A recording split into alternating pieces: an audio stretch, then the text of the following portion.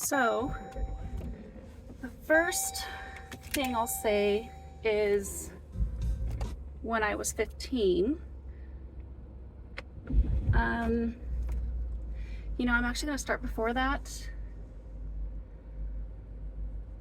I was a very good Christian girl and wanted to be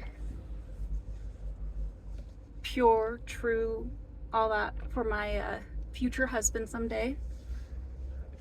I think I always had some anger issues, but overall I was pretty more on the quiet side. Hung out with really nice Christian girls. And so when this boy in the marching band, I twirled flags and he played the tuba. He played the tuba. When he asked me out, I went to all my girlfriends that played the flute and I don't remember what else.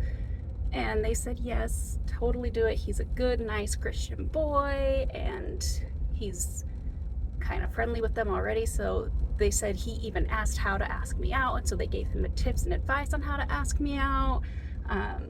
Had something to do with the stars, like how there's so many, but I'm the only girl that he wants to date, however you would correlate all that. And I think he screwed it up and they had to relay to me what it was really supposed to be.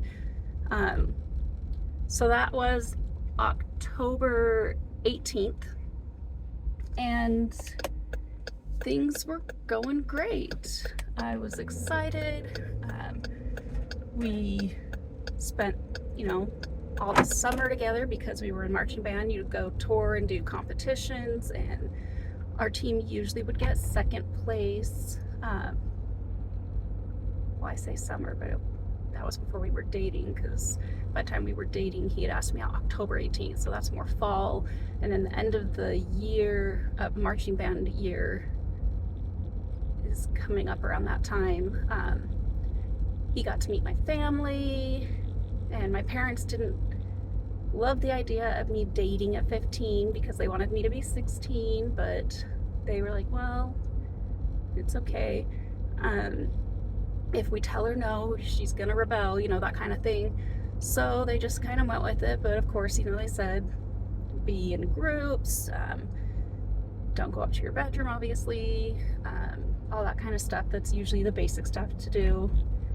And it was gradual. I didn't notice it at first, but he actually was demeaning to me and didn't really want me to speak in public, didn't want me to sing in public, kind of made me feel stupid with the things I would say or do. He's like, no, just don't talk or whatever. My brother liked to pick on me. He's an older brother and we never really got along. So he jumped in with that whole thing as well. This guy's name was Chris. I'm not going to say his full name, even though I still have his full name in my head. But Chris and my brother Mike, that was one thing they could get along with, was teasing me, ganging up on me. Chris actually was able to leave welt marks on me from rubber bands and thought that was so fun and funny, and started getting more physical where he would like grab my wrist or my arm and leave marks. There was a time he would kind of give an Indian burn because he had to show control, I guess. My family had a hot tub and he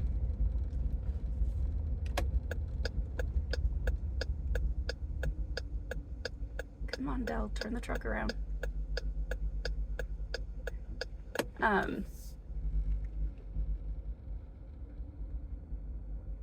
He tried to drown me because he thought it was really cool how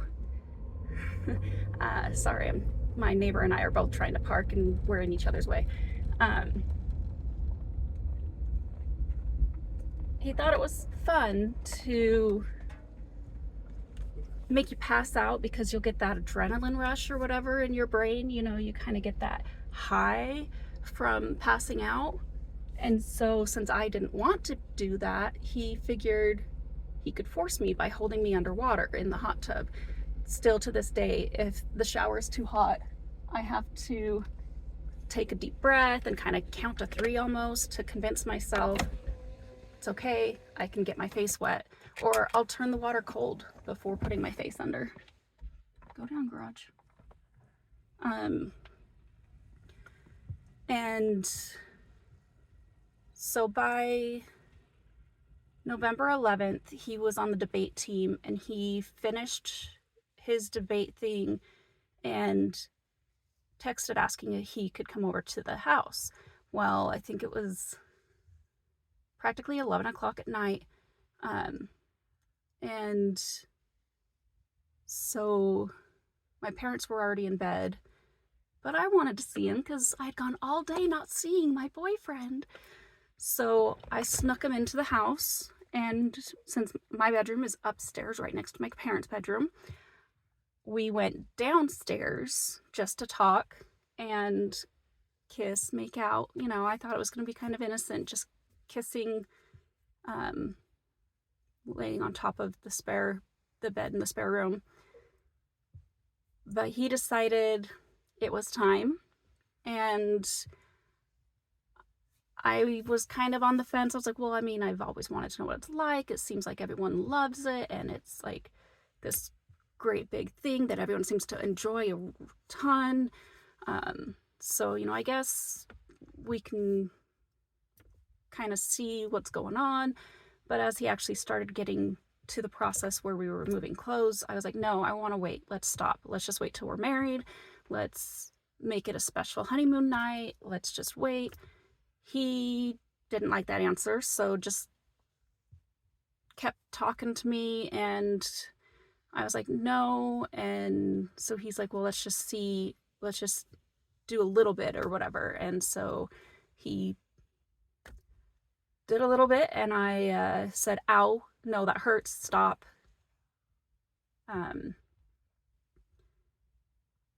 Let's just wait, stop. No, seriously, that hurts, ow. And so then he didn't care. I was afraid I would get in trouble. I was embarrassed that I let myself get into that situation, and kind of in denial, I guess, because afterwards I just let him go. I kissed him on the lips and said goodnight, love you, see you at school. And it happened 11 more times after that. Or no, 11 times altogether. I think it was 10 more times. I threw that journal away, but it was all journaled. And I hate when people say So then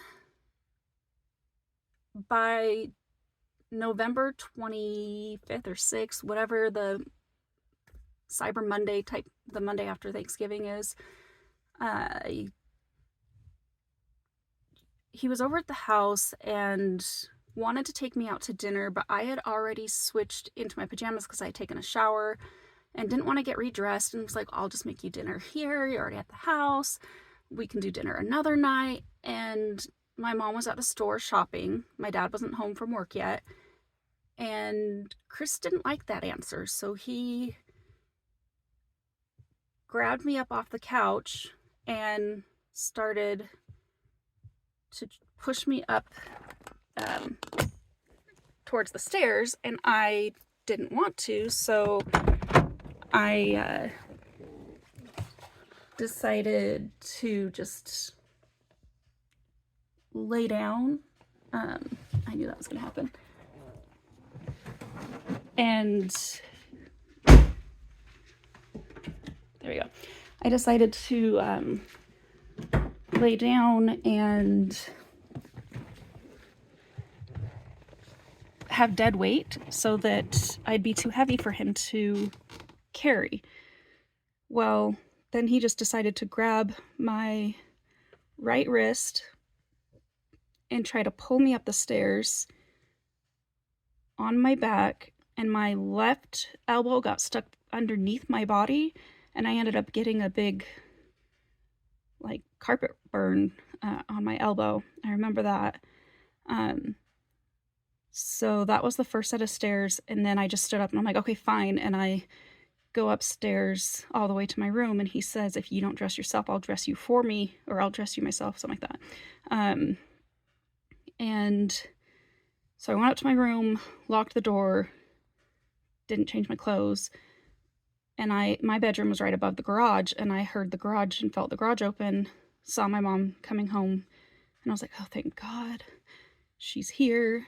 So I went downstairs, and before I could get to where they were, I could hear him, hi, Mrs. Miller. Oh, would you like some help? Yeah, let me help you get all this. Oh, and just so you know, I got on the computer and I fixed whatever that was giving you troubles on your computer. And, just super nice, sweet, helpful. And I didn't know about narcissists or any of that kind of stuff back then. I don't even know if that was like a common thing. This was in 2005. And so my mom put all the groceries away. I came down. I grabbed a frozen bag of peas, I think, and put it on my elbow because my elbow was hurting, and I was trying to like get her attention to notice. She wasn't paying attention. I don't know if there was with him there, she wasn't getting it because I wasn't saying it straight out or what. Because I was kind of afraid to say too much with him there. But he even tried to convince her, can you just get her to get dressed so I can take her out to dinner? And my mom was like, well, why won't you go, Danny? And I was like, I don't want to. I just took a shower. I'm already in my pajamas. I don't want to get redressed. So I didn't have to go to dinner that night. And the next morning, I mostly was wanting to just share my journal of that night with my friends, but I was also afraid to tell them that I wasn't a virgin anymore and that I had had sex like 11 times. I don't think all of them were rape, because even in my journal, there were times that I was like, it actually felt good, blah, blah, blah. But I never instigated, and I never said, okay, yes. It was more giving up on saying no. I still would say, ow, that hurts. I still would cry and have tears coming down my face. I never fought back. Looking back, I'm like, I wish I could go back and I would totally just, punch him, scratch his eyeballs out. Why didn't I fight back? How could I not fight back? But I didn't. I laid there, and whatever happened. There was times that it was outside on like a tractor wheel. There was times that it was at one of his dad's construction sites in the house garage, where he put his shirt over my head and forced himself into my mouth and was gagging me and choking me. There was just a lot of different times that, I never really wanted to do that, but I didn't say no every time. So I felt like none of it counted. But in my journals, I explained the times that I did say no, stop, ow, it hurts, blah, blah, blah. And so when I finally let my friends read it, they all said, hello, Danny, that's rape. I'm like, no, because he's my boyfriend. And they're like, it doesn't matter. You could be married. If you say no and he continues, that's rape. And I was like, that's right, duh. Our CAPSA department came over to the school and explained that to us and taught us self-defense. So then I felt even more stupid and just, I don't even know, like, ridiculous. And they took me to, I think, the counselor first, and the counselor called in the school officer, who called in his, I don't know if it was a detective or just like his lead officer or something, I don't know, but the actual city police were involved, and they said that I had until 6 p.m. or something to tell my family, because they had to make a report. It was a mandatory report thing, and so if I didn't tell my family, they were. So I was afraid to tell them alone, and I had my friend come over my friend and I told my mom. My dad was in Salt Lake on his way home, so she called him and said, "Are you driving? You need to pull over. I have something I have to tell you." And when she did, I could hear him crying, saying, "I knew I didn't like that boy. I should have stopped this. I knew that boy was bad news. I thought I was overreacting with my thoughts because it's just my daughter's first boyfriend. And, he's blaming himself. I'm blaming myself." So I just want to let everyone know that if you've been through one of those situations, if you've had any kind of experience where either you're the parent or the sibling or the person that did the victimizing or that was the victim, or I hate that word. I prefer the survivor. I survived that time. I got past it. It still gets to me, but I can actually talk about it now. So if you're a survivor of it or anything, I just hope that this lets you know you're not alone and lets you know that if you didn't fight back, it's still not okay what happened.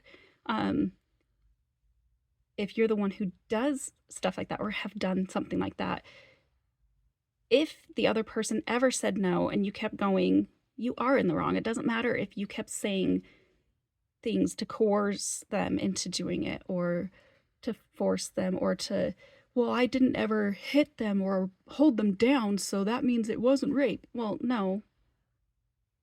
I mean, penetration when unwanted is rape, whether you fight or not, whether there's bruises or physical proof of trauma or not. So yeah, I guess I just wanted to let you know I'm there for you. You can reach me through Facebook Messenger. You can reach me through, I don't know how you do it through YouTube or TikTok, but I'm on all those platforms. And I've got other experiences that I will probably talk about, good, bad, indifferent, later on, and possibly bring up Chris again. I'm not sure. It's just when things pop in my head, I say them. So I hope this helps at least one person. Thank you.